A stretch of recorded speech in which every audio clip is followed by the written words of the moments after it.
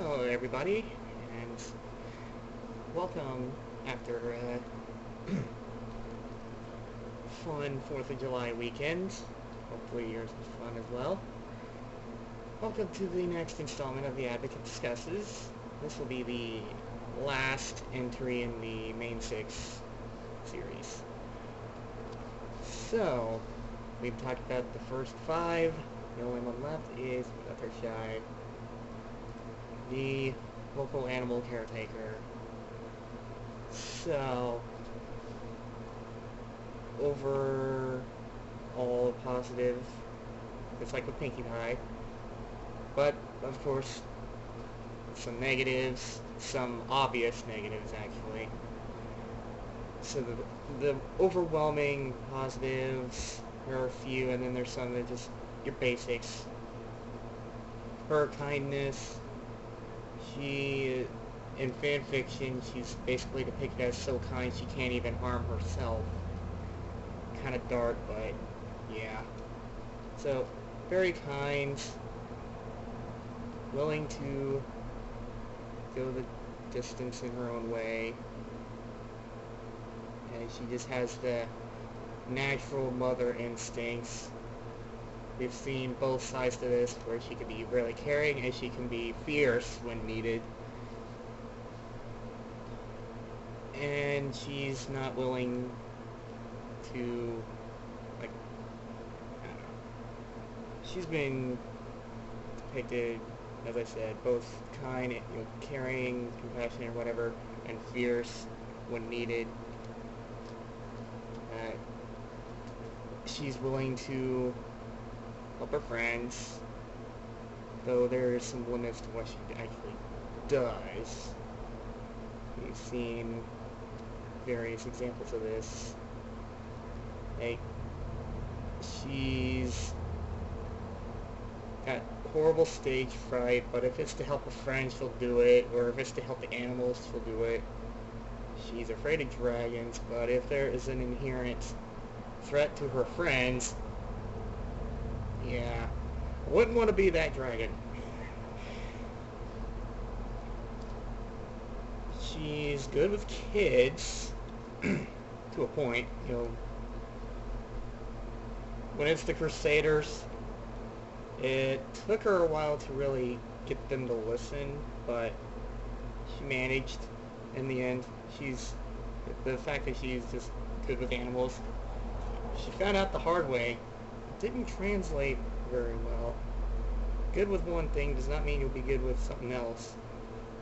Not quite the same. Yeah. Many cite this as the obligatory positive, her cuteness. She's always soft-spoken. Well, she has a similar problem that Applejack, where when it's time to be kind of brutal about something, she has a hard time with doing that. In Applejack's case, it's brutal honesty. In her case, it's cruel to be kind. You got to be mean to be kind. She had some trouble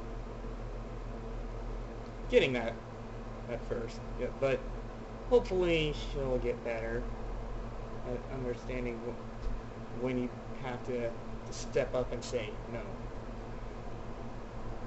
And just in her own way, she gets the job done. She's dependable. You got any kind of animal question and she'll be there to help you out. And she's not bad as a nurse type character either. Like, she's not a medical expert, but if there's like a sick pet or sick friend or whatever, sick, injured, any case of that nature, she's once again very maternal in that department. Usually knows what to do to help them feel better, and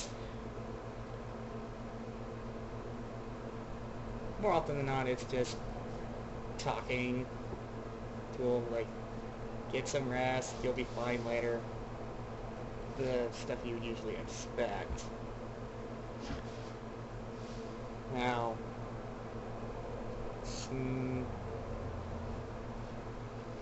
parts of the series she's been shown.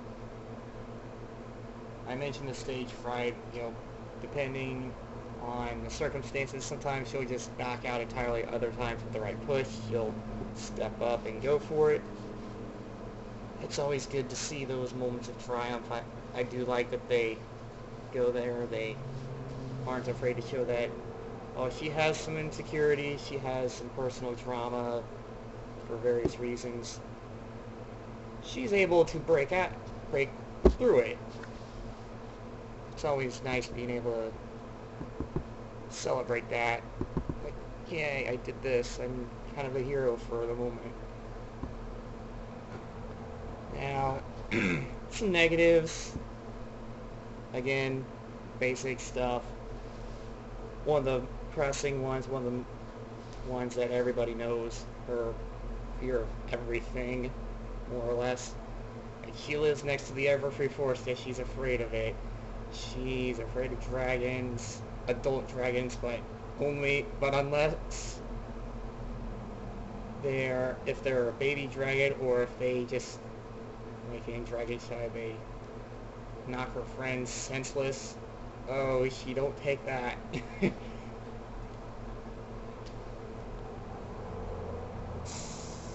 And yeah, fear of the weirdest things. Like, some are understandable. Stage fright, yeah, that's an actual thing. But sometimes her fear,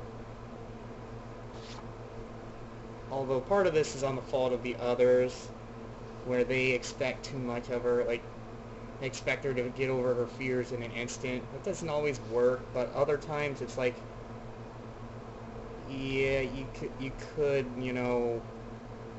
come out of that, little bush, and, like, the whole fear of shadows thing, that was kind of a joke. That was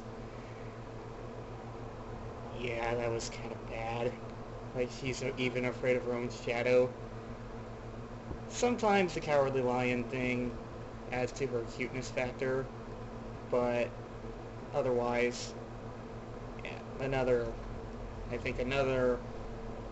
negative, not so much fear, but sometimes she's just way too sensitive.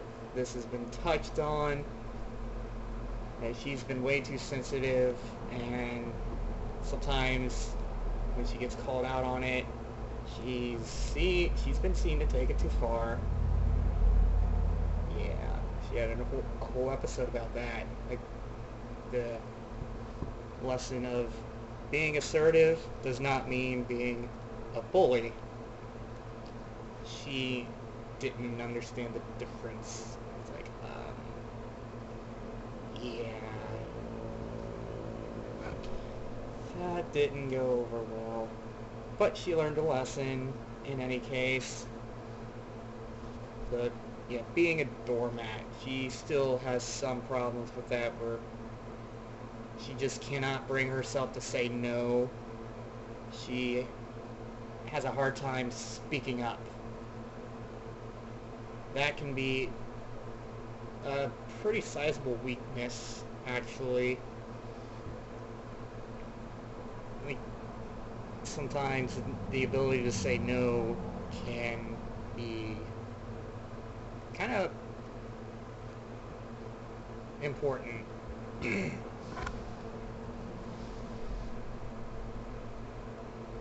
Yeah, sometimes it might not be very nice to have to say no, but sometimes it's just gotta be done. Another negative, actually. The times when they're all out and they're facing an enemy of some kind, her moments where she freezes up, sometimes she picks the worst time to have a panic attack. she freezes in the middle of a fight, and that's not a good thing. That can, realistically speaking, that can mean the difference between life and death.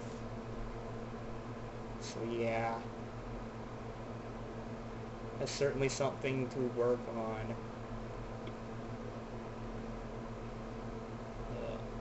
Let's see here. Miscellaneous comments. Pretty much touched on all the positives and negatives. Miscellaneous comments. She has been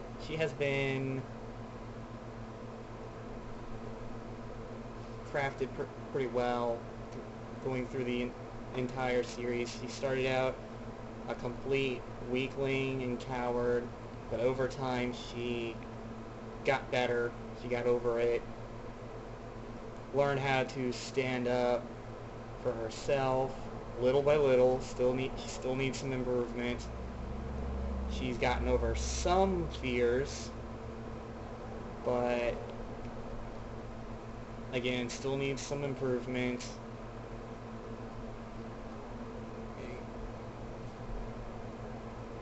Yeah, that's really it. That's one of the real pressing things. There's just still some areas she needs work in, like conquering some of her fears, getting over some of her childhood trauma that we've seen, like her fear of flying in front of others. She's probably a little better off at that than some of that other stuff, but yeah, improvements, still some areas that need it.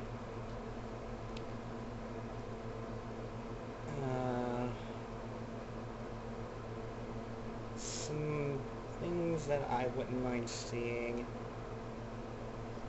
Well, we've already established that her and Discord are pen pals. They're good buddies. I'm personally curious to see how they work Discord in. See how they do that. Like, will they have more Discord episodes? Most likely, considering he's a full-on good guy now. That will be interesting to see. And because typically in the Discord-based episodes, Fluttershy has had a key role in them. You know, one of the exceptions is, of course, Three's a Crowd. That was more of a Twilight episode. It was still nice to see Cadence coming back in that one, but Fluttershy got her moment with the Breezies, so that was nice.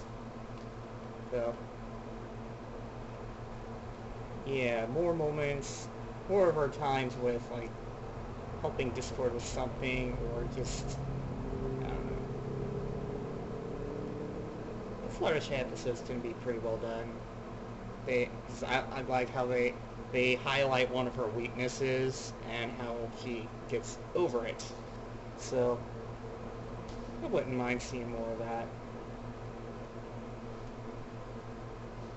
I think that about wraps it up. So,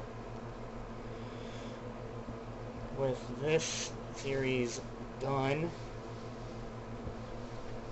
it's time to move on to a new topic. I've got a few. There might be more pony-based topics. Not immediately, but at some point, yes. So, until next time,